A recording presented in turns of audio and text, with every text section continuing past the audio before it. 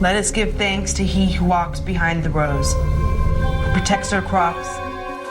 The God of sacrifice. The God who walked on the face of the earth. He who walks behind the rows. He who walks behind the rows. He who walks behind the rows. God does speak to me in my dreams. And God has told me that it is now our time. Time to make sacrifice. Time to kill. Welcome to Now Playing's Children of the Corn retrospective series. It is written, a leader will come from the corn. Part of the Now Playing Stephen King movie review series. I offer this to he who walks behind the rows. Hosted by Stuart. This is my game. I've played it before and on better courts than yours. Jakob.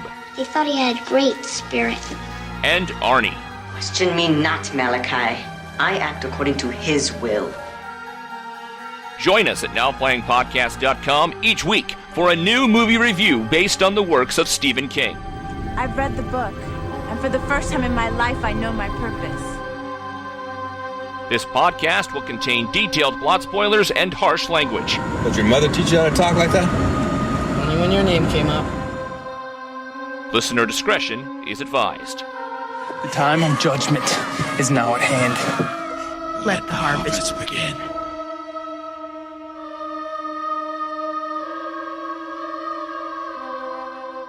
Outlander! We have your podcast! Discussing Children of the Corn. Starring Elena Kamporis, Kate Moyer, Callan Mulvey, and Bruce Spence. Directed by Kurt Wimmer. Not Kurt Winner. I think he's Kurt Loser, actually. This is He Who Talks. Not He Who Talks Behind the Rows anymore, just He Who Talks, Arnie. And Stuart. And this is Jakob, and I believe there's a disclaimer in our credits that says our views are our own. They don't represent Venganza Media. And that's probably real important because I say the corn economy can kiss my ass. Not an official Venganza Media opinion, though. Children of the Corn. If those that are looking for a number need to know, it is the 11th film in the series. You could call it Children of the Corn 2023. But this thing has been on the shelf for years, so maybe you should call it 2020. On Letterboxd, it's got 2 entries under 2020 and 2023. I couldn't find it on Wikipedia because I'm like, well, where's the 2023 Children of the Corn? But because it was released in Sarasota for a day in 2020, they are calling it the 2020 Children of the Corn film. Yeah, I'm trying to imagine, was there anyone in the audience? Like, where was the screening that supposedly happened? The thing shot in summer of 2020, so I know they had to take the time to do all the effects work. You know how Wikipedia is. It's a article that says the movie is set to premiere in Sarasota from the Sarasota Herald Tribune. So it's future tense. I still think this is the 2023 Children of the Corn film, as that's when it was widely available. Yeah, was widely. I saw it. Yeah, I saw it in a theater even. We'll get to that. In 2020? No, nobody saw anything. Were you the one in Sarasota? No. Again, that was the pandemic. Who was even going to movie theaters? Like, Christopher Nolan couldn't get anyone to go to a movie theater, but Children of the Corn? Anyway, there is reasons to be optimistic. A few. I racked my brain. Why should we be happy that the 11th Children of the Corn is coming? One, I'm just going to go ahead and remind folks, the last one I recommended. The last one I gave a green arrow to. The elevated horror Children of the Corn. Yeah, I went back and listened to that laugh again. Yeah. It's been 5 years since Runaway. Maybe you don't remember it, but yeah, I didn't even remember it myself. I haven't gone back. But, I guess there's a sense that these things are getting better. And part of that may be because they're under new management, right? Another thing that happened, Harvey Weinstein went to jail, and now RLJ Company has the rights to this. Maybe they will treat it with more respect. They won't just crank out worthless movies to retain the rights. I've never heard of RLJE Films. Do they put out good movies? I didn't even look. I don't know them either, but they did it in association with Shudder, the horror streaming service. Another reason to be excited, it is Children of the Corn, not Children of the Corn 11, not Children of the Corn, another sequel. This is something that maybe is going back to the source material that I'll remind folks. Arnie, you liked the short story. You liked the first incarnation with Linda Hamilton. This is starting again like that. That was my question. I know it's number 11. What number in the reboots? Is this like the fourth retelling? Third. Of that original story? The third? Okay. Third, because there was the original Linda Hamilton one. Then there was the one made for the Sci-Fi Network. Yes. Mm-hmm. And now this one. What was the elevated horror one? I thought that was that related to another Children of the Corn? It was a sequel to the short story. I think what we decided was that it had enough interstitial material connected to what was on the page, but wasn't a sequel because of time, right? Like, because it was connected. Stephen King wrote that in the 70s, and that Runaway is maybe not a sequel to any movie, but a sequel to what was King's story in the 70s. And, okay, I'm going to just throw one last thing to put out there that I think really counts. So far, I'm grabbing at straws or corn. But what could work is that we are in a new era, right? Like one of new generational strife. Like I feel like young people today are not like me. They have a different sensibility. You know, my idea of a teen idol was Debbie Gibson. Their idea is like a neurodivergent girl that gets in a sailboat to come to America to scream about environmentalism. You know, Greta Thunberg. Like, they care about social issues a lot. And they really might take a scythe to us for eating out of styrofoam or making some of these bad environmental choices. Yeah, one of my thoughts is children of the okay boomer. Yeah. And, you know, again, also violence against children. We're in an era. I mean, just this week, as we're recording, there has been another school shooting. Children are the targets of violence and have perpetuated violence. That is a part of a big conversation happening right now. Maybe if you're smart and tactful and not Kurt Wimmer, you're going to have a really good take on how to make this material relevant and fresh and speak to that. What do you mean not Kurt Wimmer? What are you saying against the writer of the remake of Point Break, or the writer of the remake of Total Recall, or the writer of that movie Salt that a lot of people probably forgot existed? You know what? Every time I read a great movies underrated of the last 20 years, not our book, but somewhere else, someone will hold up Equilibrium and say that gun fu, do you remember this? Christian Bale and Taye Diggs ripping off The Matrix, but instead of knowing karate, they just like wave guns around and it looks blurry. No, because I saw his other Matrix ripoff, Ultraviolet, which, oh boy. Yeah, that is maybe the only film that Mia Jovovich made without Paul W.S. Anderson, and it is maybe the worst film I've ever seen, actually. It's up there. It's truly one of the worst. It's really bad. It's like powerfully bad. Yeah. Yes. Mm-hmm. That is really saying something. We've covered a lot of Uwe Boll, and that's the worst you've ever seen. It's up there, shockingly, yes. Yeah. And I think he made the worst Michael Crichton movie, Sphere, or at least he wrote that one. So again, yeah, a track record of... I thought you were saying where you could be optimistic about something, Stuart. People like Equilibrium. I don't know why. I thought it was also terrible, but some people hold that up as a very underrated dystopian movie from the early 2000s. And he hasn't made too many movies since then. Yeah, script doctor kind of stuff. Maybe it's not his fault. Hollywood was going to remake Total Recall, was going to remake Point Break. Maybe he just collected a paycheck.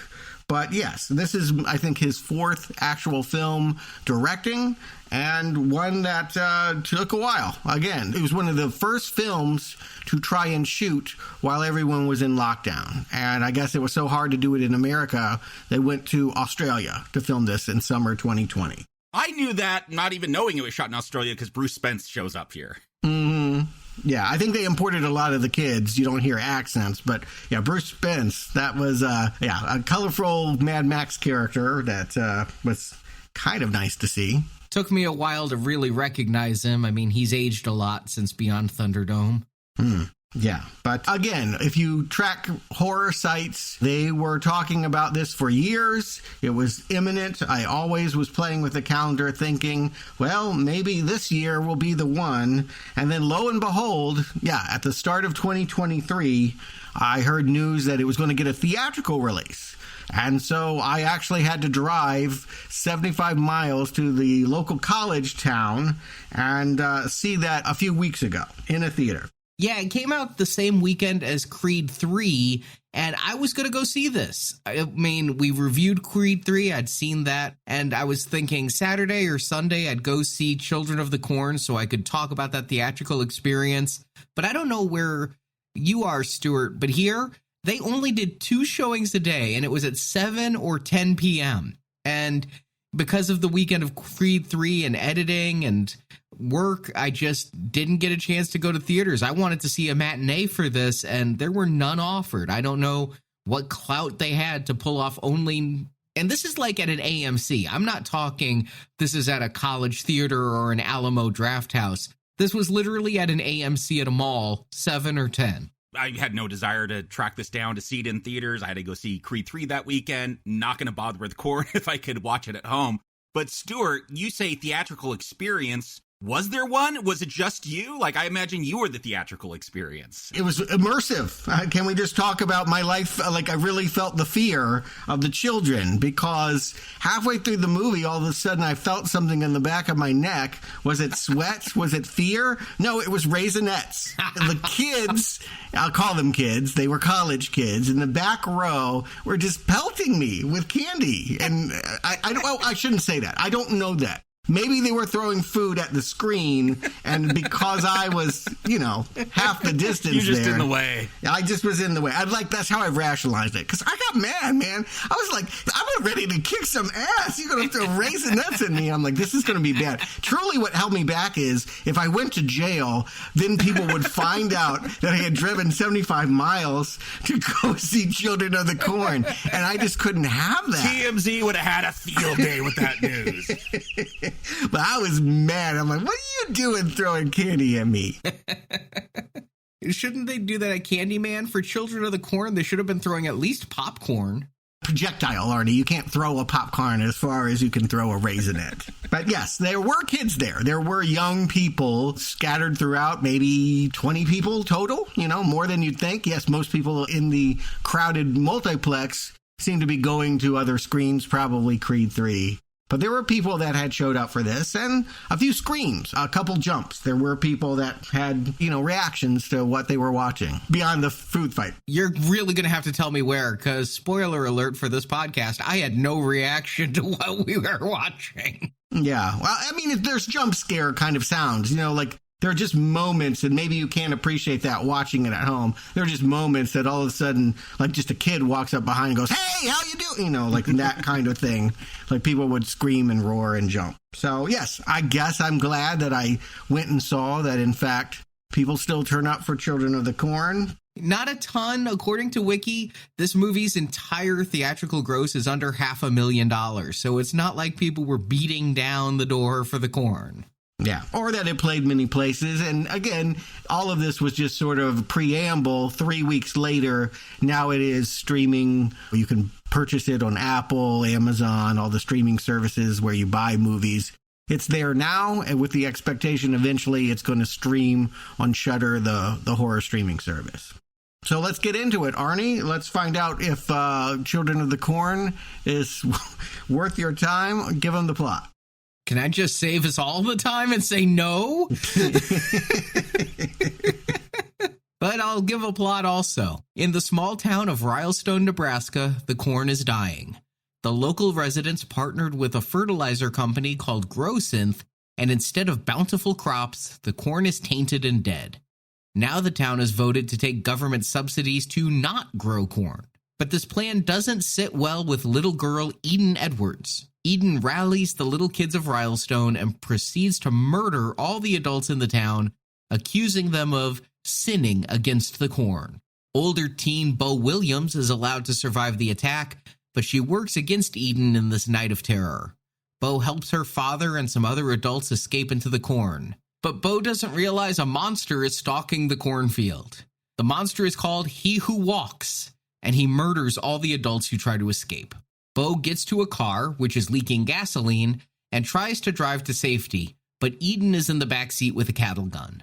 Eden makes Bo get out of the car, but Bo uses the cigarette lighter to ignite the gas trail she left, burning up the fields and He Who Walks.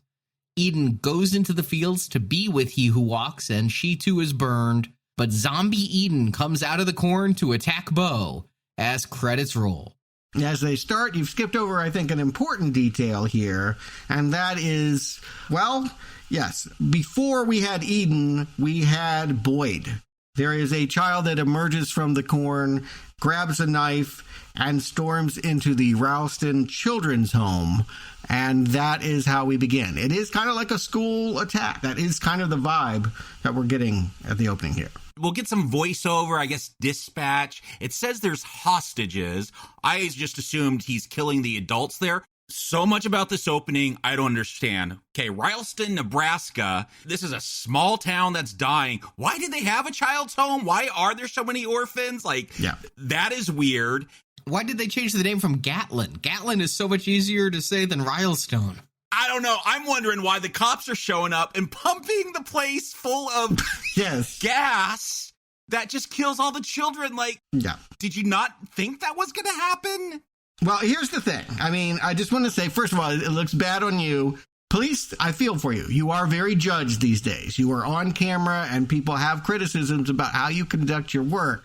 But truly, if you have one teenage boy with a knife and you're a whole police force and your genius idea is halothane, let's get cow tranquilizer and pump it through the window until everyone is dead. I mean, Putin did this. Do you remember this? There was the Moscow theater thing that happened 20 years ago. Yes, tyrants, dictators. Yes, they poison their own people. I guess one of my issues is we're going to be told Ralston, it's gone like the way of the corn. It's dying. Everyone seems to be corrupt. I wish we would have got to see more of that. I wish there was a little buildup with this sheriff just being lazy and taking shortcuts, or I don't know. It could have been fleshed out a bit more and been something really cynical, but worked. But the way it's cut here, it's just all of a sudden you're like, that makes no sense. No sheriff would ever do that. No, this entire opening, you said I skipped it in the plot summary. Well, I was describing the plot of this movie, and I'm not really sure how this relates. This is what takes Eden, who was a orphan in this children's home, and becomes an orphan going to go live with a pastor.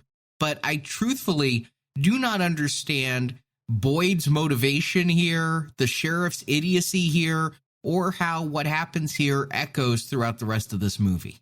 I mean, we're going to be told by Eden that she cares about He Who Walks because that was the only adult that cared for her. And I'm assuming that started with Boyd, that maybe at this child's home more sexual abuse was going on, and that's why he's going in there. It seems like he has a relationship with the corn at the beginning here because nothing dies in the corn, he says. Yeah, he emerges from it, and I think Eden, who's sitting there playing on a hobby horse kind of thing, and says, "Oh, are you spending the night there again?" Implying that this child has been possessed. And if you have a good sound mix, again, if you were in the theater, perhaps you heard all the whispering. There's a lot of shots of corns billowing, undulating in the wind, and kind of voices you can't quite distinguish, presumably corrupting your mind. What we will learn is that during this police standoff, I don't know how long it takes to poison children, but she spent 4 days wandering in that corn afterwards. And so when they finally get to her, she has also been put under the influence. She was innocent in the first scene, but from this point on, she is now, I don't know. I don't think you need that. Honestly, I don't think you need the idea that she was corrupted by Hubie, or Hugh. I guess it's only He Who Walks. So Hugh, why do you need the idea that she was turned evil? Wouldn't it work better if she were, well, where our main character is, just a concerned, budding agricultural scientist who thinks the adults are making bad choices and hence does what she does? I don't know why she has to be indignant about orphans being gassed. Yeah, if this is about generational strife, and I think there is a theme there about the younger kids and the older generations, like, you could have just had her, be one of these children in this town, because Bo's going to have similar complaints, except Eden gets corrupted because of hers. I would even offer as a quick fix is no orphans at all. This is maybe a school shooting kind of situation. Maybe, again, that was too hot. Maybe that's what they wanted to do, and then they turned it to orphans, although that's weird. But, yeah, I get the sense that it's a hostage situation, and you just make Eden and Bo sisters, right? They are in the same family. They have the same father. They have a debate about what to do.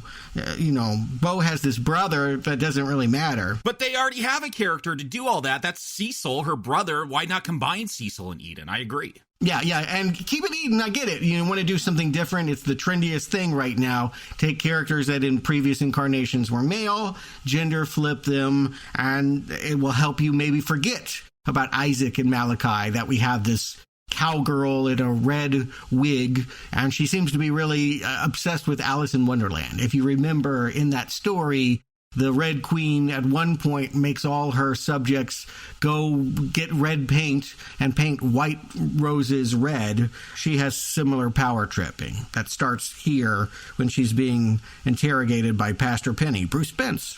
And just playing it as creepy as possible. Like, this pastor's up to no good. Yeah, that feels cheap too. Again, we're going to find out through implied dialogue that in adopting her, that it was all a plan to sexually molest her.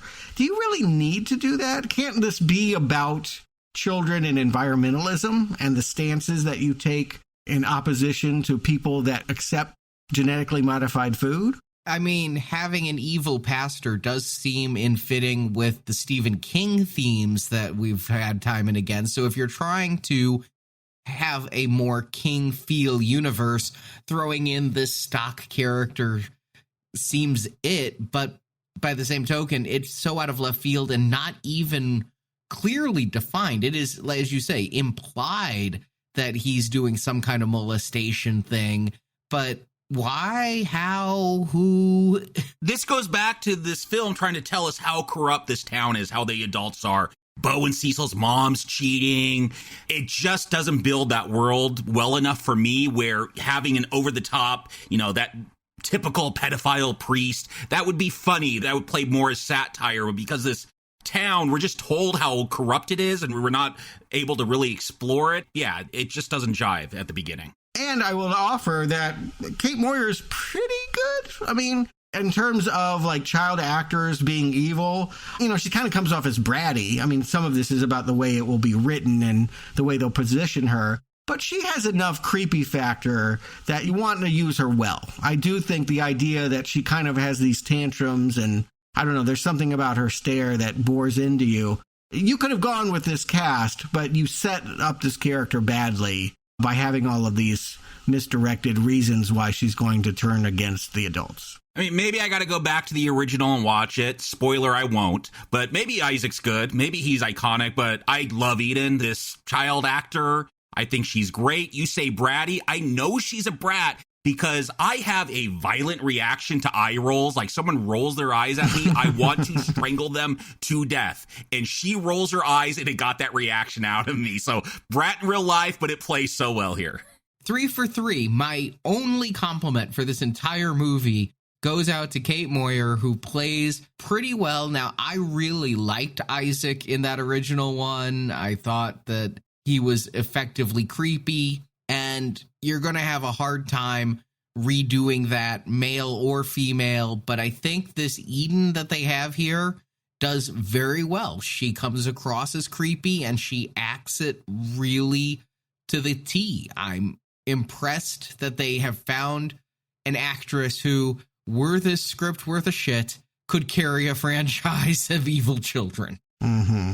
But then we meet the contrasting character, the person that actually holds the same views as Eden, that it's a terrible idea to allow gross synth and companies that bioengineer seed into the culture, but is going to try and fix it by going off to Boston and getting a 4-year degree and then coming back and fixing it all. Bo Williams, played by a young actress whose credits, Spoiler, besides Bruce Spence, no one has credits. No, she's in Big Fat Greek Wedding too. I just don't watch. Yeah, who saw that? She was in an Adam Sandler movie I didn't watch. I mean, I think she's polished too. Again, the problem, I'm going to just reiterate, the problem here is not the cast that they got. It's really the way that they position the characters. Yeah, I think this film looks pretty good. It seems like the color timing is kind of saturated. It gives it a nice look, at least when I'm watching it at home on the big screen. Yeah, I was expecting something much cheaper looking, and I'm more or less satisfied with all the mechanics, all the technical stuff. Yeah, in terms of thinking about the dimension, crank them out straight to tapes, this one has higher production values. Or you can make a low-budget movie look better these days than you could. That's true for sure. I think that's the key, because when we start getting into some of the special effects, it does not look great. But yes, just the standard shots, the use of lighting and things, yeah, you look a lot better than Children of the Corn 2 through 4.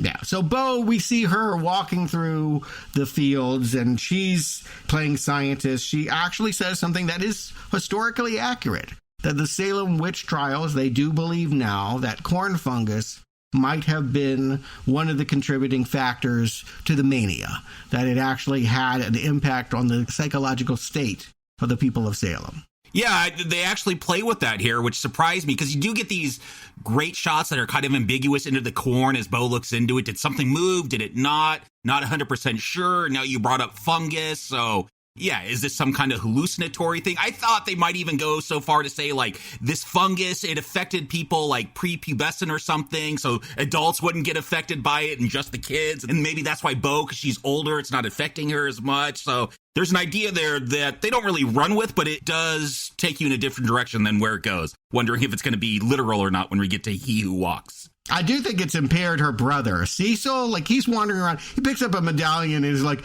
you ever notice that, like, maize and maize are this, like, yeah, I know what homonyms are. Yes. This is why you're not going to Boston College. Yes. And this brother-sister relationship, I thought, might be the core of the film. A good brother, good sister against the rest. You'd want it to be, yeah. I mean, the whole deal is, you're leaving me, sister. You're going away. So, like, yeah, you're going to play with all that tension now. One's going to go to the path of the evil kids. They're all politically aligned, but, you know, which way do you go? Militant or, you know, the book smart? But Cecil ain't going book smart. Again, like when he hears the other children, he joins in the chant that this just feels like an unfinished scene, right? They have a child who is accused of contributing to the death of his dog. They got him up there in a grain silo about to walk the plank. And this is kind of tense. Oh, my God, it really looks like Eden is going to make the other kids kill a child. There's no resolution to this. We never even find out what happens to Wally Thomas Pratt. I thought we were told that he did fall. Like, we were told it in past tense, but that it was just a funny moment. Where? At another scene, they said they did make him jump. Cecil tells Bo. Did he die? No. No, I don't think so. I mean, that looked pretty fatal. He just jumped down into that pile of hay. Was there hay there? Yeah, there was a big pile, and they were going to set it on fire, and then we get one of 3 speeches about the dangers of corn dust and gas and all that. Yeah, well, yes. Again, yes, the cinematography might look better, but I wouldn't say that they have establishing shots that tell you the information you need. And this is one of many scenes where I'm struggling to find what it is that's going on. And I wonder, again, think about it. If you were one of the first films shooting during a pandemic, did you get all your coverage? Were you able to film as much as you needed? It feels like so much of these scenes were only half shot. Yeah, I watched this scene and I'm like, are these red herrings or is it bad writing? We get this new character, Calder, introduced who, I guess his dad owns this cornfield that all these kids are in, where he has this old car with the Chekhov's leaking oil tank and all that getting introduced. And pot, right? We hear that he is growing pot in the car itself. Never becomes a factor to anything. We never see pot. Like, again, so many ideas. We see a pack of cigarettes. I'm like, oh, is there going to be a joint in there that she's going to smoke? I have to believe there is a better movie that just couldn't, on the schedule that they had, get completed. Like, they had to just drop whole storylines and things that they set up here just don't come back. I mean, maybe they're idiots. Maybe they don't know how to tell a story. I saw Ultraviolet. That's definitely a working theory, but I also believe that maybe this thing just didn't get to complete. But this scene, like, Calder starts joining in, but he's, like, sarcastic, but Eden takes him seriously. So I'm like, oh, there's a lot of interesting dynamics. Like, are they going to feel bad when this kid actually jumps? And why'd you take me so literally and all that? But yeah, it just goes away. And we're just told later, oh, yeah, he jumped the plank. All that tension, like, maybe we cut back and see a dead body. But no, that doesn't even happen. No, I really felt like this scene was left hanging. There's so much that's left hanging. I mean, there is. Right after this scene, you brought it up in passing, Stuart, we're going to see Bo and Cecil talking about their mother having an affair.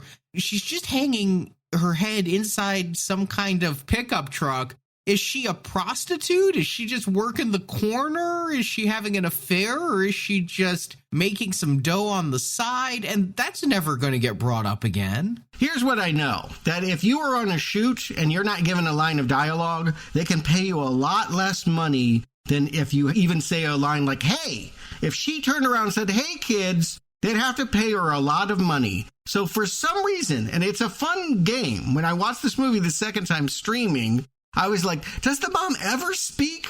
Does she even turn to the camera to show her face? Twice she turns to the camera, and never does she open her mouth and make a sound. I noticed something similar. Bo's going to have these two older friends that are going to try to run for it later on. And I did wonder, like, late into the film, I'm like, wait, have they said anything? These two characters, I don't know their names. I just keep writing down two girls. And yeah, I don't know if they have lines. Maybe one of them gets one line or something, but that was definitely on my mind. Like, we got to keep the budget down. I know that's a thing with TV, like, cut out as many speaking roles as you can so we don't have to pay them speaking role parts. We established that the mother is sort of stepping out of the household and is causing all this trauma in this family. I think this movie would like to present the idea of the Stephen King small town, right? Salem's Lot or Derry or The Needful Things. What was that? Was that Castle Rock? Yeah. Yeah. So all of these, we're in the Midwest. We're not in New England. But all of these classic archetypes about what Stephen King thinks about a small town, how a corrupt small town sort of brings upon itself a killer clown from outer space or vampires or what have you. It seems to be implying that, yes, did the corn make them go crazy, or were they awful people and the corn, the earth itself, decided to wipe them out? Apparently, we're going to find out from this riveting town hall, the sin was selling out to Big Corn, Big Chemical, and that's what poisoned it. I like that. I wish they just stuck with that. I wish we didn't have all of these other things going on. I wish they could just make this really clean and say the anger that is happening in this town is over whether that some people voted for grow synth and some people said no, and now they have a dying field crop. I really wish that they would have tied together that use of grow synth created a corn monster that was He Who Walks too. I mean, you're using something called grow synth, and it's, listen, I used to work for a seed corn company, okay? Their entire job was to genetically splice corn so that it would grow better. And guess what? This stuff is better for the economy. It's better for world hunger. This is a good thing. So to I'm shut you down and just say you can also research Monsanto and the evil ways that they co-opt acres of farmland because they make corn that they can't reproduce with the seed, so you have to always buy it from them. Yes. I'm not going to go there. It's a very complicated debate and one that's spicy enough that if they wanted to make it, this movie is going to speak to that. They have enough there. They don't need to pull all this stuff about, like predator priests and child attacks on orphanages. I just wanted a grow synth avatar there. I want somebody from the grow synth company, and that they were calling back and that it would be revealed the grow synth experimentation that killed all the corn is what gave rise to He Who Walks. I wanted something to tie that together. So you're not saying you think He Who Walks came from the chemicals. You just wanted that. Maybe he did. I mean, I have no other explanation for where he came from. This is Wicker Man and it's an ancient god. That's my take. It could be that. And the third option is that there is a hallucinogenic effect and people are seeing things that are not happening. What I can't believe I'm seeing happening during this town hall is a riveting debate about farm subsidies and about our broken economic system where people starve while the government pays farmers not to grow food. It's actually kind of cool, Jacob. I mean, I get you. It's like heady. It's maybe a little elevated. No, I'm kind of cracking up that they're going into this. Like, I'm like, oh, they're going a bit deeper.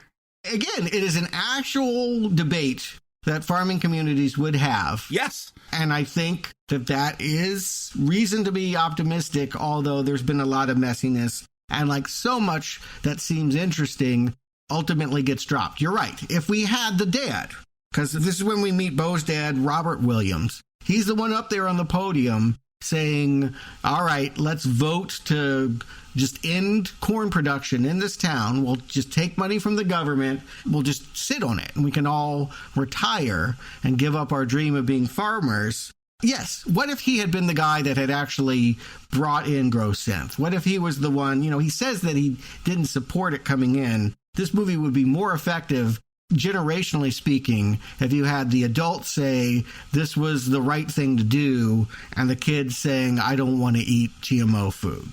And during this town hall and this whole debate is when you really get, oh, this is about generational strife, because those kids come walking in. And I'm thinking this is going to follow the trajectory of that first film, which I consider to be like the Children of the Corn, because I haven't read the short story, but like we get all the adults murdered very quickly. So I'm like, okay, here's that scene. They're walking with weapons, but then it's like, we want to vote. And the mocking that these adults do towards these children is so over the top. Again, if they had established a better sense of like satire or something with this town, this might have been real fun, but it's just like, wah, wah, boo, boo, like that level of mocking these children who are asking to vote, to take a part in politics and have a say in their life.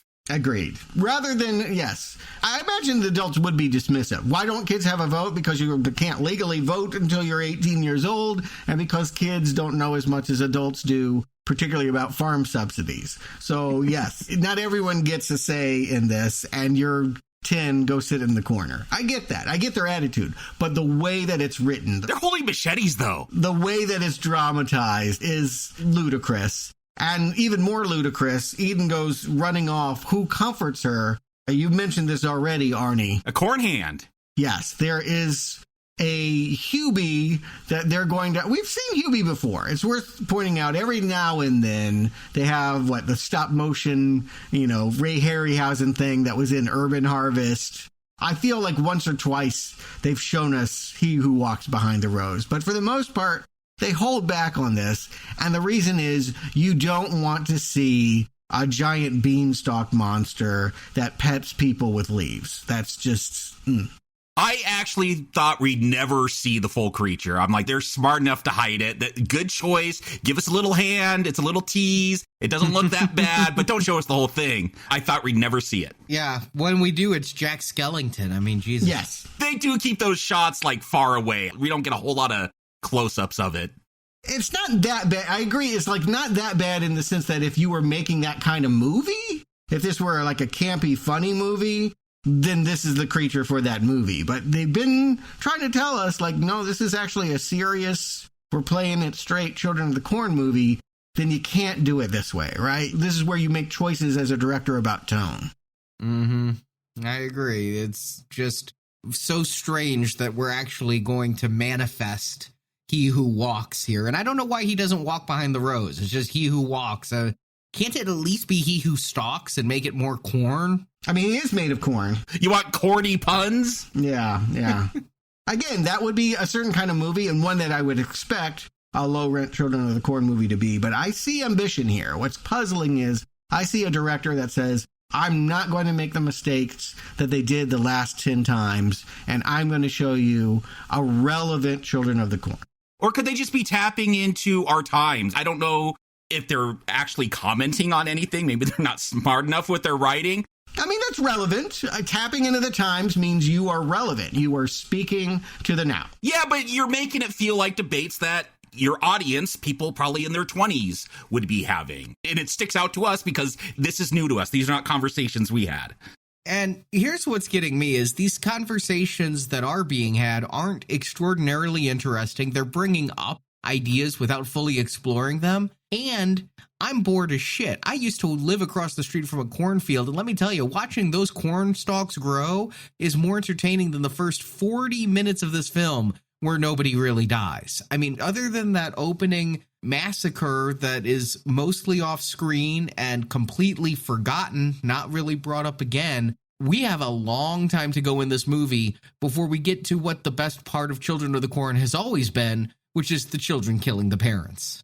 Yeah, but I don't know that it's a mistake, Arnie. It's a mistake that you're bored, but I don't know that it's a mistake to have a slow build. I don't know that it's a mistake to take time and establish what actually, again, that they want to do elevated, dramatic, we're not just making a slasher movie. I don't think that that's a fault. It's a Children of the Corn film. It should be a slasher. No, you are blaming it for what it has done in the past, and they're saying wipe all of that away and start here. Fair enough. I'm willing to go there. I wouldn't say bored. I've noticed that, wow, where's all the kills? We're taking a while to get there. But soon after the scene, we'll see Eden recruit Cecil and take him out to the corn. And you have like all the girls in white dresses making corn dolls and start painting the roots of the corn with pig's blood. Like this stuff, no, it's not slasher gore stuff, but I like the spooky vibe that, oh, okay, this is really going to lean into this corn cult going on. Yeah, I feel like you want to write this part better is the answer to this. It's not that... You want to write everything in this film better. I agree. Well... Yes. Fair, but this is an important part. What they're telling us is this is a prequel. You know from the first scene of the Linda Hamilton movie that the kids are going to kill all the adults. How did they get there? What made them get to that point? You have to be good enough to psychologically explain how Eden is able to, control. And what this movie says is sometimes it's Eden convincing them, and sometimes they just breathe cornstalk dust and they go, ugh, and start killing. They need to be smarter. This is not psychologically sound. No, you'd really have to work hard and have a great writer to sell me that this little girl or a little Isaac could rally all of the children to murder. And you know what? One of the greatest conveniences of King's original story and that original movie is he never tries to do that. And here's the thing. You already had a scene that was set up for that. The kid that walked the plank. Just finish the scene. We need to see that they went too far and they killed a kid. And now what are we going to do? Again, I even wonder if they didn't write it but then just realized that on their production schedule with COVID and what have you, and laws about filming children, they just couldn't get to all the pages. Yeah, what just hit me was Bo's going to ask him, like, what's that stuff? And they're going to say, oh, we got the blood from this pig. Like, again, cut to the kid. Like, they slit his throat, drained his blood, and that's what they're painting it with. So there's so many opportunities to call back to that scene. You need to see children falling deeper and deeper into the hole of moral quagmire, of like, there's no going back. And again, I think that's what prequels, good ones, do. They show you why. They show you why the thing you know is going to happen happened. And so that when it does happen, we can just kind of skip ahead to like the night of terror, but like we would be on pins and needles because like all good tragedy, we know there's no avoiding the outcome, but we still keep hoping that someone will make a different decision. Are you saying you're judging this as a prequel to Children of the Corn? Because I didn't pick that up. I'm just judging it as a corn film that came out. Oh, yeah, no, maybe I'm colored by this, but yes, that was a word used in the press materials. This is a prequel. Okay. Yeah, none of that stuff is on my mind. Yes, this shows you the slow build to why they're not going to start with the kids killing. That's going to be the climax. Well, it's really going to be the midpoint of the movie. Agreed. Yes, they have a strange sort of surrender that, yes, we know that Eden is looking really creepy, and for whatever reason, nameless children are going along with her. Maybe because they breathe corn dust. Maybe because if you spent hours being told you had to paint corn roots, Hubie would take over your mind. I don't know. But Bo's the one who really sets this in action because she's this little activist. She wants to change her dad's mind, so they're going to hold a mock trial, and she puts Eden in charge of, like, telling all the adults that there's going to be a 10 p.m. town hall meeting, and she also puts her in charge, apparently, to go pick up the news reporter they contacted so they could spread this story. Again, wouldn't it be better if they were sisters? No Cecil, like they just... Yes. I don't understand this relationship between these two. Yeah. Yeah, one's like 18, ready to go to college. This other one, she's an orphan. She's not even related to anyone in town, and she's a victim of sexual abuse. Like, none of this is jiving. What's weird is I feel like Bo gets that she's like the leader of these kids. Like, she knows something weird's going on, but she doesn't do anything to stop it. I don't know. If I was 18 and I saw a bunch of kids acting this weird, painting roots with pig's blood, I'm getting some kind of authorities involved. I don't know. These authorities will gash you, so maybe not the best police to call. But just to be clear, the reason why they're painting the corn roots is they're actually feeding it. We will find out, there's some special effects shots later, that when people die, when they're put into the ground, all the soil that has been, blanched by the chemicals is restored by the blood of the people that voted for those chemicals. That's why I feel like this is a Wicker Man film.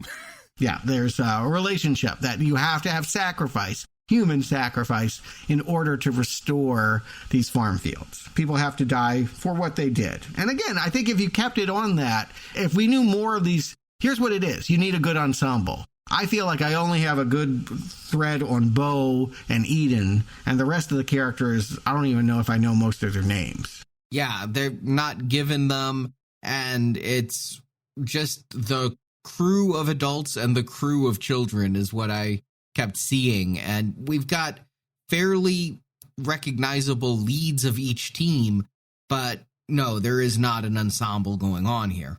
I mean, again, the mom, like, did they drug the parents? I don't know, but they wake up tied. The mom is still sleeping with her face in the pillow, like while she's being hauled out into a car to be dragged to the town hall and, mock trial convicted of her quote unquote crimes for voting for subsidies / I don't know, stepping out, whatever they think is wrong here. But yeah, the mom needed to be a character. Again, the family matters here. And so it's really strange when we've established one of the biggest faces of laughter mocking the children from the earlier town meeting is now being strung up in a noose by a horse. The same abusive dad that made Calder have a black eye or a broken jaw or whatever that was going on in his face is now just taken out. Yeah, but before that reveal, we have Bo walking up and Eden sitting outside. And for me, like, this is the make or break moment. I'm waiting for the adult massacre. Can you win me over? I've been kind of iffy, like, oh, this writing's bad. Like, the actors are fine, whatever. It's a cheap direct-to-video film. It's fine for that at this point, but I want some good kills. And so when Eden's like, oh, it's over, we already did it, I was ready to blow this movie up. I'm like, you're not going to show us the massacre? You don't have money to do that? COVID won't let you get people that close? Thankfully, like, she's lying, I guess, because they haven't killed anyone yet, but yes, we get that reveal of that father and the noose, and I don't know, this is fun. Like, the fact that they're trying to Calder and Bo or lift him up and save him, but that noose is tied to a horse, and Eden just leads that horse out to pull him up even higher. I mean, it's a way of doing it. Again, I just wish, I keep stumbling on the fact that we were told this character was more important than he ended up being. It's just, he's a body to be killed. The fact that he beat his son and that his son isn't the one killing him seems like a missed opportunity. Yeah, why didn't the kids beat him like a piñata? Because they're beating him. You could have kept him in that noose. Right. Here's the thing. Are the kids killing them because you abused me? That would be one story. But you told me they voted for farm subsidies. So we don't need to believe that every adult here is physically and sexually abusing the children. That seems unrealistic and really over the top. I mean, later on, they're going to let some of them live because, or at least the pastor, he's still going to get it, but they let him live initially because he voted against the subsidies. He's like, the problem isn't chemicals or subsidies, it's sin. Like, that's why the corn's bad. But they admire that he stood up for the corn. They're going to kill everyone. But I think that what the preacher is saying is what we're supposed to get is, yes, gross synth was bad, but the people are the plague. And in order to do that, you have to, again, as Stuart had brought up, you need to have a Salem's Lot where you get to know all these residents and see their sins instead of just seeing that one person's having an affair and one person beats his son. Yeah, we've all said some form of that. Like, they should have, if you're going to take 40 minutes to get here, flesh the town out more and make us know about all these townies. And so we're really invested in their deaths.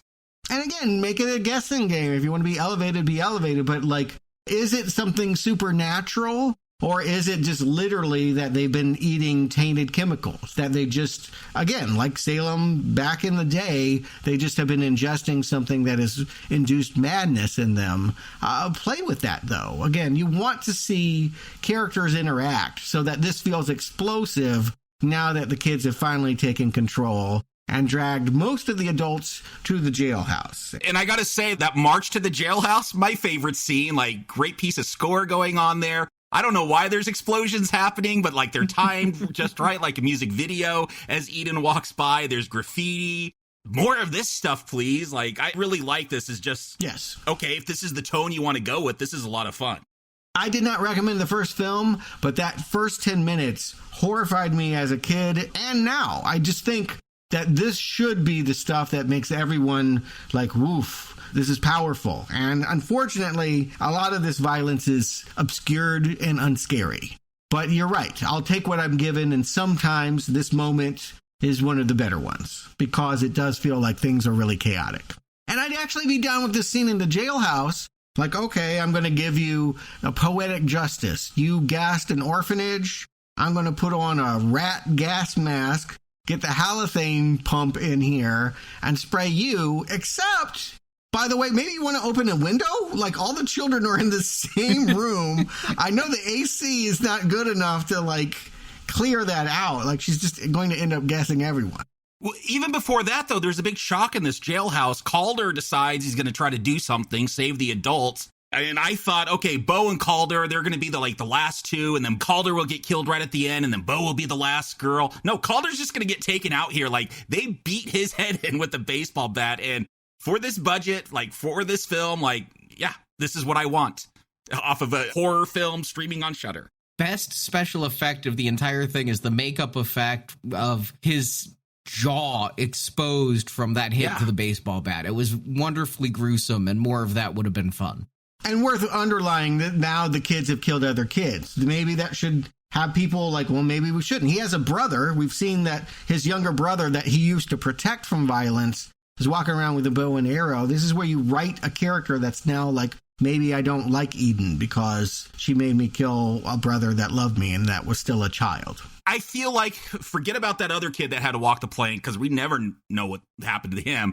But of the kids, in quotes, that we see killed, it's all the older ones. It's Calder, who's like 17, 18, these two other older girls that never get names or lines. Like, it's the older ones. So I feel like I get that. Like, the older ones are on the edge of childhood and adulthood, so they could go either way. And they're always going to be asking Bo, like, what are your allegiances throughout this?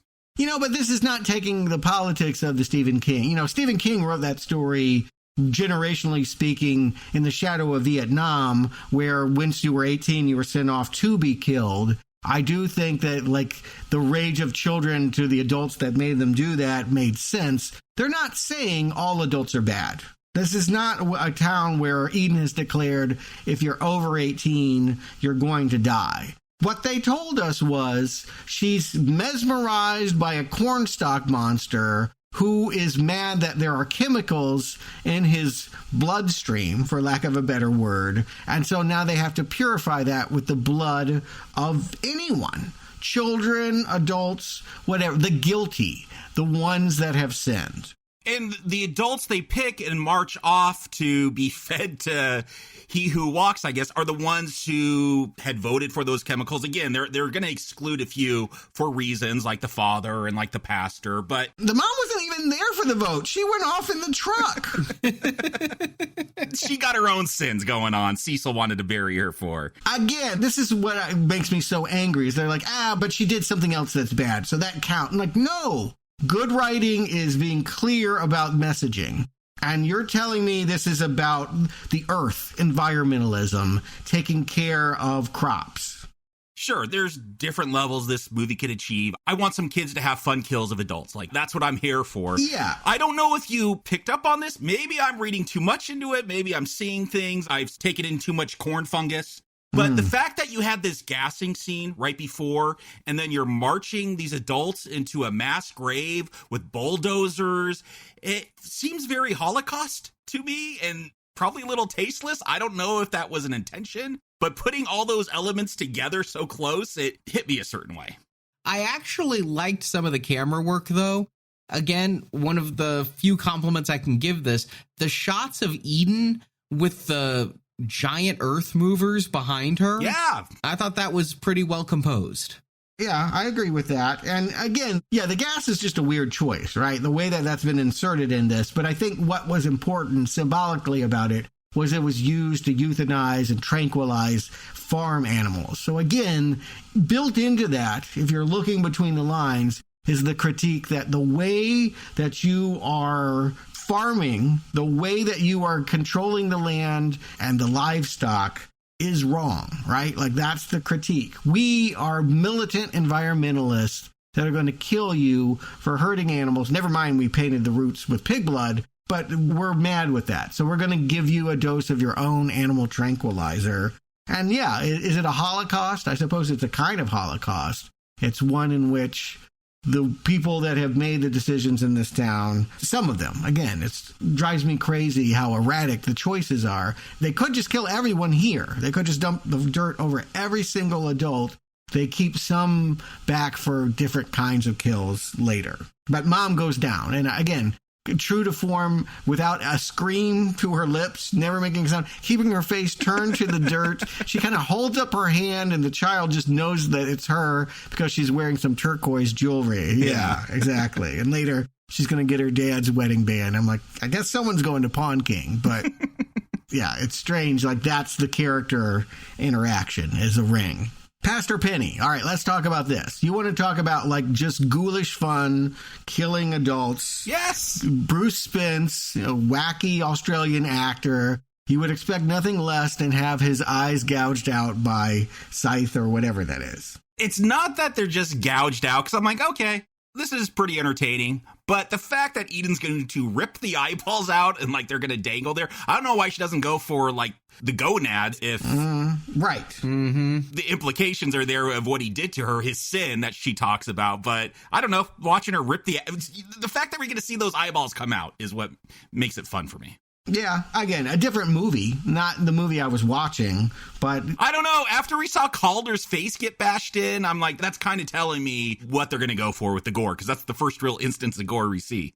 But I didn't feel like that was gore to relish. Like, sometimes you see something gory and you go, ugh. And sometimes you see something gory and you laugh and you have fun. This Bruce Spence death feels funny to me. Yes, I agree. It's an 80s gory death that, like, and again, we hate him. He is a sinner. He took advantage of this young woman. So there's no horror to him dying. There's glee in watching him die horribly.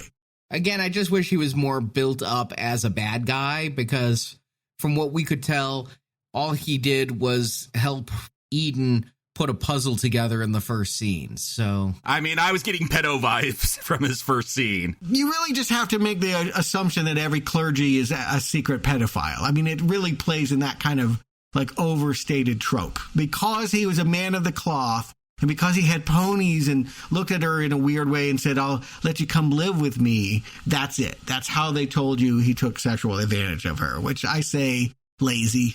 Just lazy. Yeah, agreed. Not just lazy, but overly convenient and hackneyed. Yeah, again, maybe it was a decision somewhere that it wouldn't be acceptable. You couldn't have a movie where everyone died because of their views about farming. Like, that just doesn't work. We need to see them do more venal sins. But I feel like that was the movie they were making. I'm glad they kind of did this, because I'm having fun with these kills. This is a direct-to-video film. Yeah. So for that level, I'm having fun with these kills. I was bummed. Like, as fun as it was in some of those great compositions of the bulldozers pushing in the dirt, like, they took out the adults really fast. So when they went back to the prison, I'm like, oh, good. I'm glad there's a few more so we could get some kills. I feel like, though, after the pastor, there's like 4 men, including Bo's dad, and they're just told to go run into the corn.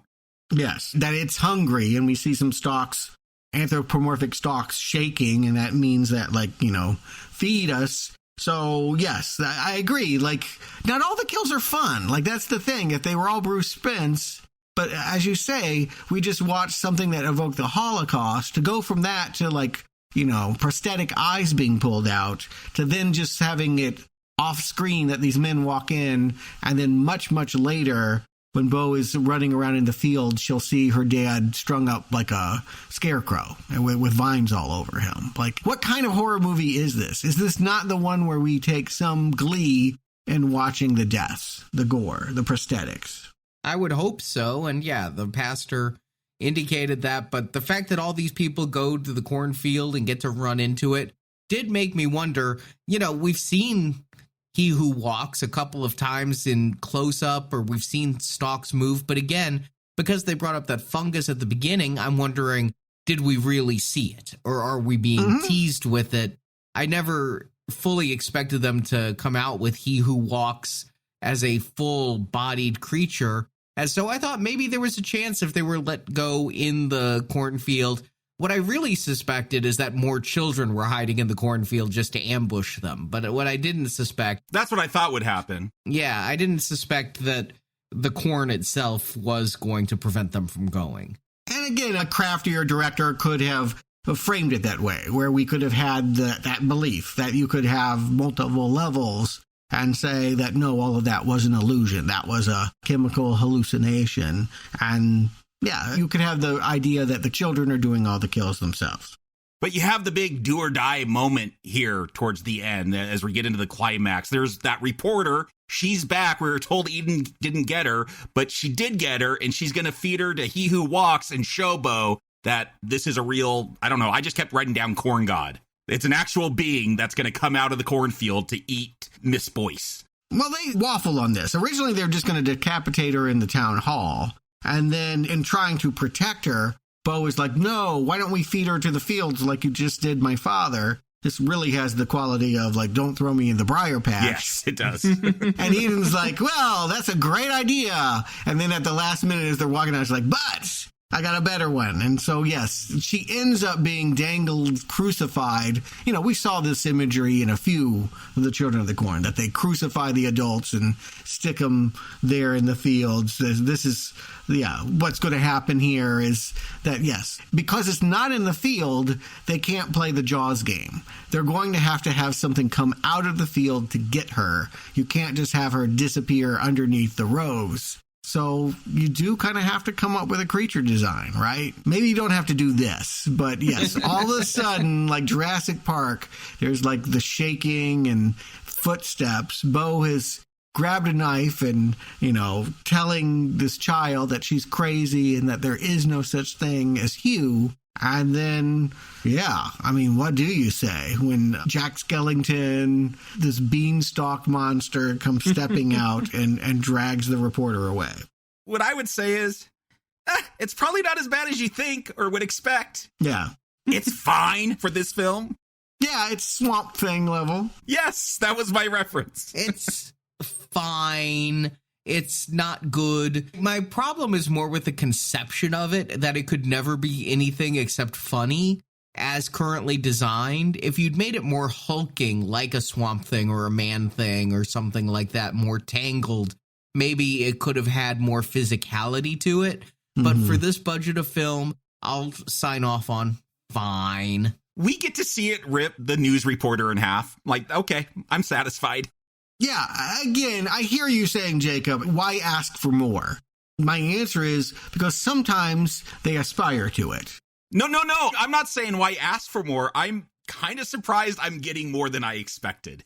With this series, my expectations were so low. The fact that I'm not actively hating it as I watch it, that's a big improvement.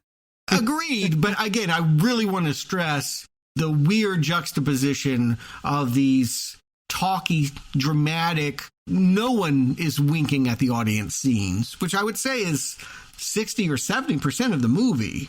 And then you have moments where it is like, urban harvest kind of, let's watch her be dangled by her feet and ripped in half. Yeah, that kind of thing doesn't belong in the movie I was just describing. So would this be better as just a blood-soaked, Sam Raimi-inspired, gore fest? Yes, because at one point I thought Hugh was like going to pop a corner and do something to Bo later on, like that tree in Evil Dead. Yeah, at some point, she goes running away from the kids. Everything's about the gasolines and burning. Like, I don't know. Yeah, she keeps screaming at them, don't light fires, and they keep bringing out matches, but at one point they've coated her with gasoline. She flicks it in their eyes and goes running into the fields.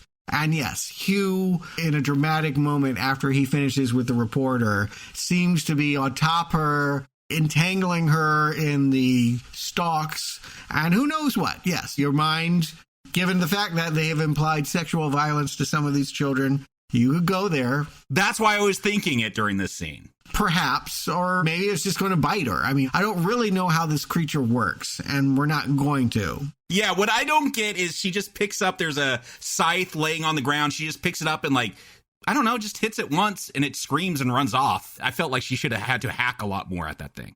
Chekhov's corncob knife. They established it in the beginning. She was walking along, picked it up, threw it into the field. She just happens to be at that very spot of where it fell. But yes, we eventually get back to the Oldsmobile that's allegedly a pot farm, and she drives it conveniently through the actual stalks. I thought that was surprising. Why try and find a road when you can just make your own road? And we have a pretty exciting chase, I guess that's what I'll call it, where she tries to find her way to the interstate and get out of town. I'm more surprised you called it exciting than I am surprised you called it a chase. I mean, really, it's just a car going through corn. Yeah, when have you ever seen that? Quite a few times as a kid. Really? Yes. Your parents never drove through a cornfield drunk? No. There's a story here that I feel like we're not going. Speaking of incomplete stories. They never drove with me drunk or drove me through a cornfield. Yeah, I don't know about that. And it would be very exciting if they did. So I don't know. Maybe you're blasé. But I feel like we're obviously building to a climax. This has more oomph than a lot of them. I feel like so many Children of the Corn movies were about people wandering around hallways looking for a plot.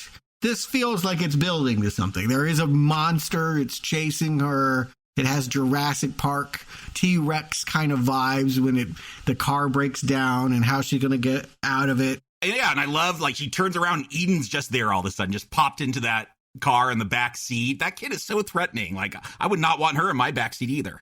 It's very convenient, though, that she'd been in the backseat that whole time and just knew to get in there. Was she? I felt like Hugh shows us that he could give people powers to, like, disappear and appear places, and she just showed up there. Yeah, she popped out of maybe all the pot leaves grew into her. Again, these are unfinished special effects or unfinished ideas. I do not know. What's crazy is, so they set this up. I don't know how many days it's been since we got introduced to this car. 1, 2, I'm not sure. But the kids beat it up so the gas tank was leaking. And it still had gas to drive all the way through the cornfields, leaking the whole entire time. I don't know if there's a hole. I figured it'd all go out. But I did not predict this. I knew there was going to be some kind of fire thing. We saw Bo splash that gasoline, or was it ethanol, onto the kids. And so when she asked for a light, I'm like, oh, apparently Eden's still soaked in gasoline and she'll set her on fire.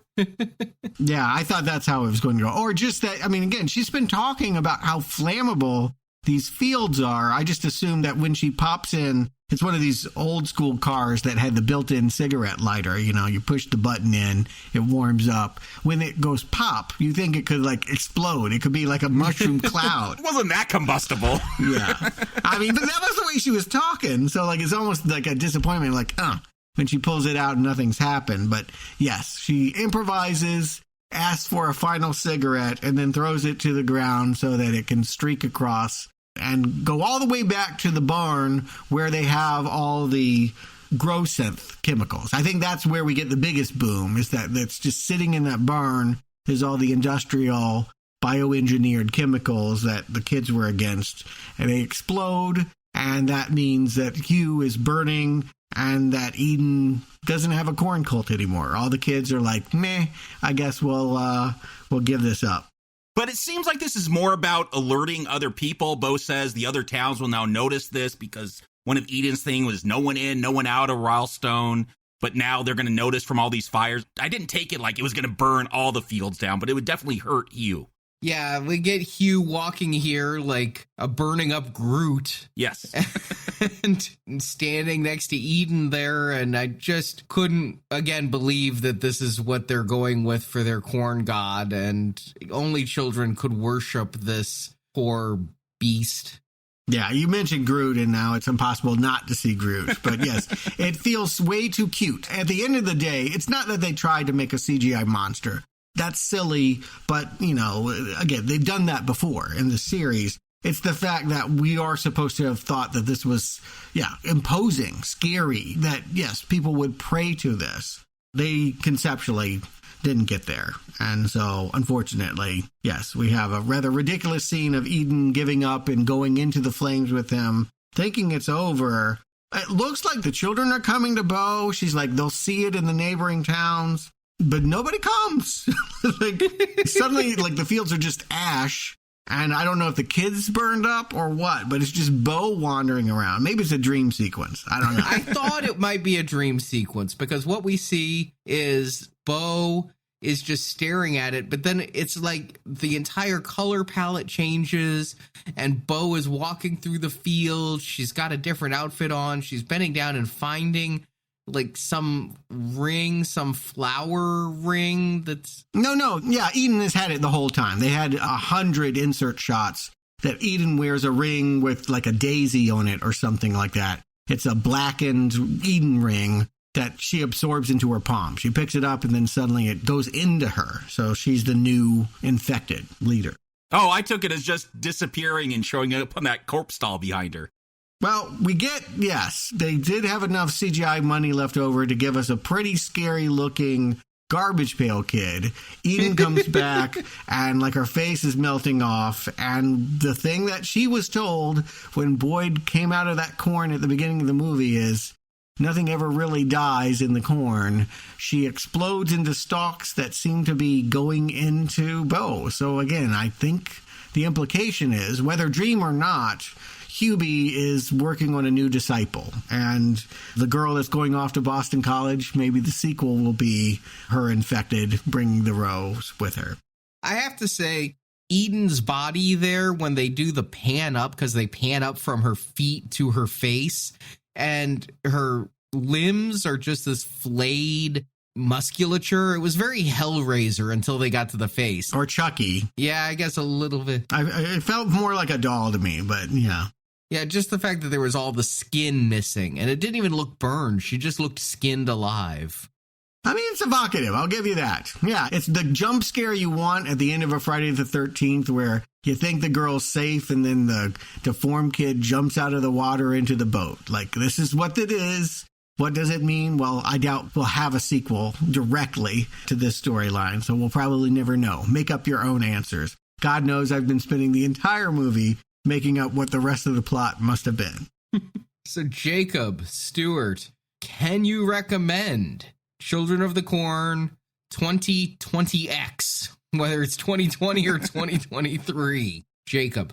You got to ask yourself, what do you want from an 11th installment of Children of the Corn that's direct to video? We know how these go. We know how bad they could go. We've watched them all. We've watched 10 previous films that are all pretty bad. So I went into this expecting to pretty much hate it, and it's kind of all right. And kind of all right's a big deal for Children of the Corn. It is. I have recommended 0 of these films.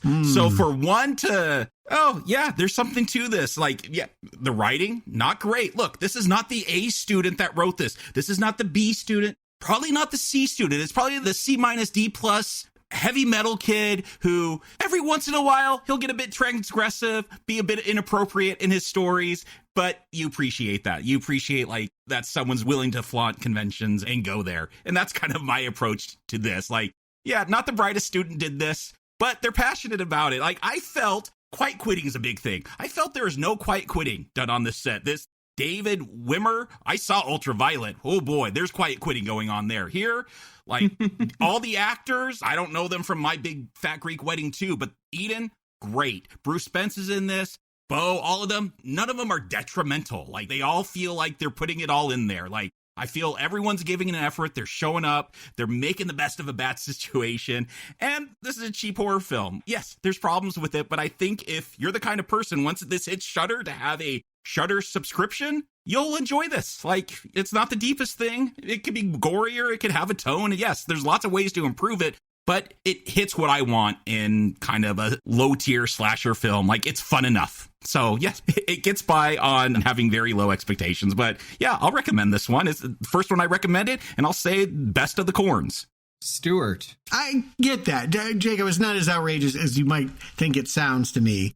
Here's what I've done in the past. Here's where I can meet you. I didn't think it was outrageous until I heard you guys talking about this film. Yeah, well, I mean, in the past, because I knew that I was watching a series of almost no worth, I created my own rating scale. And so I would say that this has both a kernel and a pat of butter. There are good ideas here, and there are cheap, corny kind of fun here as well. It's not a total husk. The ones that really are awful, and I would say half of the Corn films that just have nothing redeeming in them, this is not one of those. It's got some stuff that will keep you occupied, bringing the social justice, environmental concerns of today's kids in there, evoking the GMO debate, the corn fungus Salem stuff. Again, there was smart stuff here mixed with some cheesy effects that are fun. It's just what you really wish for are sharpness. You want a better script, better direction. You wish that they maybe didn't shoot this during a pandemic and had more time. I don't think money's it. Honestly, it's not that they didn't have enough resources. It feels like they didn't get to tell their whole story. There are so many dangling threads here that never get knotted that I have to believe that, yes, well, shooting in a pandemic is hard, and they only got half of what they hoped to. And it's too bad, because they were halfway to a recommend. I agree with you that. But I can't go there with you. It's still going to be a red arrow for me, but right in the middle, one of the more enjoyable efforts. If your standard for Stephen King is Shining and Shawshank, you're going to hate it. But if you've taken the journey that we have and seen all 75 Stephen King movies, with more still to go. Yeah, this one is, a doable not recommend. I'll agree with the not recommend part of your recommendation, Stuart. I had a real hard time with this one, I found the corn to be too tough and chewy. I just wasn't as enamored as you two were with the opening GMO debate versus government subsidies debate. I came in here looking for a supernatural slasher film. Yeah, it's not a slasher film. No, and is it even that much of a horror film at that point? I mean... Yes, it's a horror film. Come on. It definitely is. But it may be a little too elevated for you. There's a monster, there's blood, there's kills. It's a horror film. Yeah, but we got 40 very long minutes before we get there. And I would dare say there is nothing of value in those 40 minutes. Despite the fact that they bring up things, I'd say the first 40 minutes of this entire film is an endurance test. And then after that, there's so little payoff for what was endured during the first 40 minutes. The only bright spot here is Eden. And if they'd focused more on Eden and less on Bo in that first 40 minutes, if they'd really focused on Eden's motivation and given her the spotlight instead of having Bo and her brother complain about their slutty mom and all of that, maybe they could have gotten something here. But as it is, I'm with the kids in the Stewart's Theater. I'm throwing Raisinets at the screen during this one because I need something to entertain me. You're hitting Stuart with them, though. Yeah, you're hurting me. Stop it. I'm going to kick your ass in the parking lot. So it is a very strong not recommend. It's down there with where I think most of the Children of the Corn films are in my mind, although I'd have to actually revisit them, something I'd never plan on doing. No, don't do it. Don't do it, Arnie. Yeah, I have trace memories of all of them. I haven't forgotten which one is which. And again, there are some that are better. I'm going to stand by Runaway. I think it was okay-ish. The one with Naomi Watts, the Urban Harvest, the original, and then probably this one. Again, a mid-tier Children of the Corn film. As far as Stephen King, I mean, it's hard to rank all of these, but I lodged it somewhere between Sometimes They Come Back, the original, that dull one, and about the greasers, and then the campy CGI of Sleepwalkers. That seems to be where it fits. But we're not done with Stephen King, not by a long shot for this year alone. We've got $2 babies coming back. Children of the Corn and Boogeyman. Yeah. If you remember Boogeyman, when we did our very first Night Shift collection of Stephen King reviews, those dollar babies, one of which was from Frank Darabont and the other two were completely forgettable. Well, Boogeyman is getting a big budget tale. They just keep mining that Night Shift collection for as many short stories as they can. But Boogeyman, it was pretty good. I remember kind of liking the short storyness of it. Yeah, I remember it being one of the better ones of those. I remember the film being underexposed and something about a monster in the closet. I don't really remember much about it. Same with the short story. I'm a little more excited about the fact that sitting on some shelf somewhere is a remake of my favorite Stephen King novel, Salem's Lot. We were actually supposed to get it now. It moved. It was supposed to come out, and then they said, no, we're going to put Evil Dead out at this time instead. So I don't know when we're getting the new Salem's Lot. Maybe 2023, maybe 3 years from now, like this Children of the Corn. But that's still coming too. And again, Paramount paid for it. Why not stream it on your crappy network? There's a Pet Cemetery prequel that has been lingering in developmental state of some kind. Let's keep that lingering. Yeah, I don't need to go back to that one. Yeah, if they haven't put it out on streaming, we know we're in for something real special when it gets here. Mm-hmm. But hey, we're going to go big budget next week. We're continuing all of our new release reviews, going from a barely released Children of the Corn film to a huge release. I've been seeing promotions for this now for months. The new Super Mario Brothers movie. Are people excited for this? I'm excited for this. This is the kind of movie that I just literally, I have blind spots where I never know when a Minions movie comes out or any of these animated things. I would have no awareness that this was even happening, except for the fact that we started with Super Mario Brothers so long ago, a video game retrospective that is coming to an end. This is one of the last movies made from a video game that are out there. So let's get it out of the way. I can't say I'm excited, but it does look at least expensive and visually lavish. It's got to be better than Dennis Hopper doing King Koopa, right? I mean, you want Jack Black doing it? Yeah, you absolutely love Dennis Hopper doing King Koopa in a movie called Waterworld. I don't get it. He's great. You're so wrong about that, but a different debate. Yes, Super Mario Brothers movie next week. And on Friday, we've started a new donation drive. It is spring, and because of that, we're headed back into the water. We had so much fun with Jaws a decade ago that we wanted to find some more killer fish movies. And we found one by the master of underwater filmmaking, James Cameron. It is Piranha 2: The Spawning this Friday. Never seen it. I think it's the only James Cameron film I have not seen. Ditto. In a franchise where I never saw the original and I never saw this one. So I'm looking forward to learning about the way of water with cold water piranha. Yeah, I've seen that one. It's an Italian film. What's James Cameron doing there? I'm here to try and find that, because from what I understand, he was fired and there might be 3 directors on this thing. But I'm hoping that I can find a little bit of Titanic or Abyss in it, right? I'm hoping there's some Terminator or Aliens that we can spot. It's always fun to see first films. Usually they're not great. I'll just put it out there. Orson Welles aside, most people don't make their best movie their first movie. This is James Cameron's first credited directorial effort. So we'll just see if there's anything here worth salvaging. I'll be enjoying it regardless, good or bad, this Friday. So that is available for a donation of $10 or more. If you go $25 or more, you're going to get some shark films later this summer. All the details at nowplayingpodcast.com/donate. Thank you in advance for your support of Now Playing. It is your donation that keeps this show going, and we say thank you with these bonus podcasts. But we couldn't even do the show we're doing today if it wasn't for donors like yourself. So for anyone who's able to, as tax refunds come in, go ahead and donate $10, $25, $35. Thank you so much. And Jakob, Stuart, thank you for joining me. And we'll be back next week, Malachi. We'll be back next week.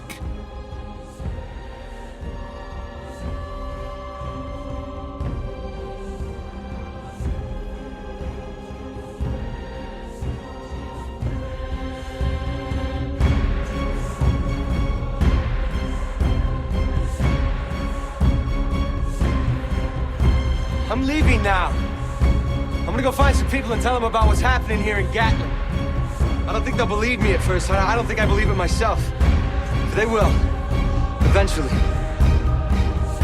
You guys all belong in an asylum somewhere. Loony bin. Thank you for listening to this episode of Now Playing. Congratulations, Tiger. We hope you've enjoyed the show. Pretty much all you need now that The Sopranos is dead and buried. Come back to NowPlayingPodcast.com each week as we review another film based on Stephen King's books and short stories. This is the word of he who walks behind the rose. We do this work from Shine Shadow. At our sister podcast, booksandnachos.com, you can hear Arnie's reviews of the original Stephen King books and short stories on which these films are based. You should look it up. You still remember how to read, don't you? In the NowPlayingPodcast.com archives, you can find many more reviews of Stephen King films, including Maximum Overdrive, The Mangler, Sometimes They Come Back, The Lawnmower Man, Carrie, Salem's Lot, The Shining, and more. Find dozens of Stephen King movie reviews at NowPlayingPodcast.com. Well, these kids watch too many horror flicks.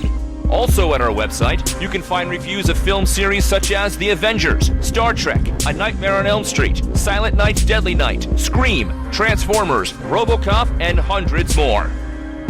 Movies are filled with violence, blood, and bodies, naked bodies writhing together, glorifying fornication.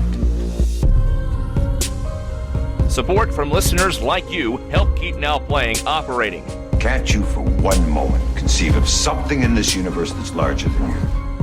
You can find a link to donate using PayPal at the bottom of our website, NowPlayingPodcast.com. $200. Joby. How much? $13,100. $13,100. Okay, 2,000. Now Playing's Children of the Corn retrospective series is edited by Heath, Casper, and Arnie.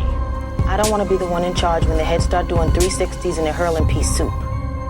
Now Playing credit narration by Brock. He filled me with the words. The film discussed in this podcast is the property of its original copyright holders, and no infringement is intended. Now Playing Podcast is not affiliated with the makers or distributors of these films. That won't matter to Isaac and Malachi. They'll take it as a sign. You speak for the others or only for yourself? The opinions expressed in Now Playing are those of the individual hosts and may not reflect the opinion of Venganza Media Incorporated. I am the word and the giver of his laws. Disobedience to me is disobedience to him. Now Playing is a Venganza Media production, copyright 2023, all rights reserved, and no part of this show may be reproduced, repurposed, or redistributed without the written permission of Venganza Media Incorporated. So what do we do about the children? Tell their story. Let the healing begin. It's not too late for that, is it?